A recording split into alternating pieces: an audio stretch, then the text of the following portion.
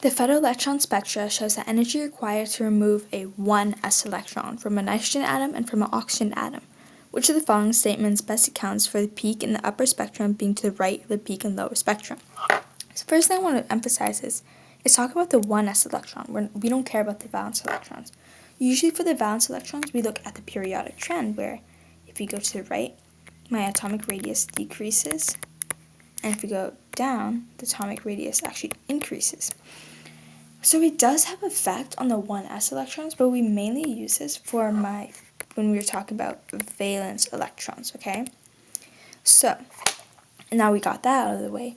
If we notice that the oxygen peak is to the left of the nitrogen peak, so that means we need more energy to break it, okay?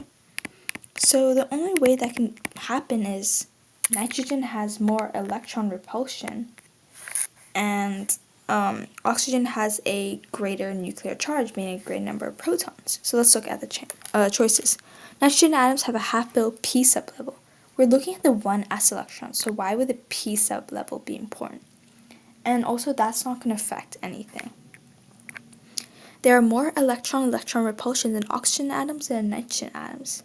So this is actually the opposite. There are more electron-electron repulsions in the nitrogen. And therefore, you need less energy because there's more repulsion than attraction. So we take out B.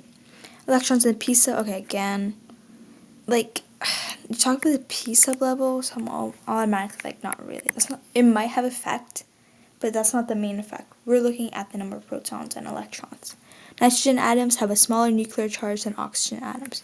That makes perfect sense. What this is saying is that there are less attractive forces between the electrons and the neutrons, and therefore less energy is needed.